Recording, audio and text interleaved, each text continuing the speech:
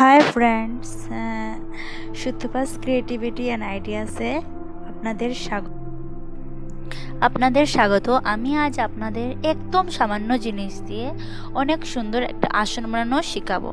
জিনিসগুলো ডেসক্রিপশন বক্সে দেওয়া থাকবে, মনে করে চেক করে নেবেন।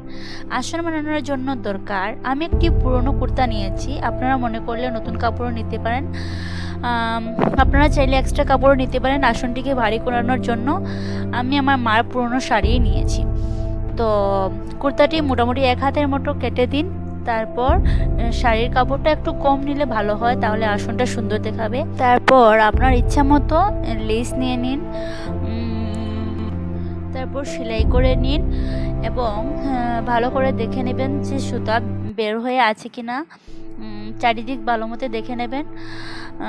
আপনাদের এই আসনটা যদি ভালো লেগে থাকে তাহলে প্লিজ সুতপাস ক্রিয়েটিভিটি অ্যান্ড আইডিয়াসে সাবস্ক্রাইব করবেন, লাইক করবেন। প্লিজ সাবস্ক্রাইব করতে ভুলবেন না।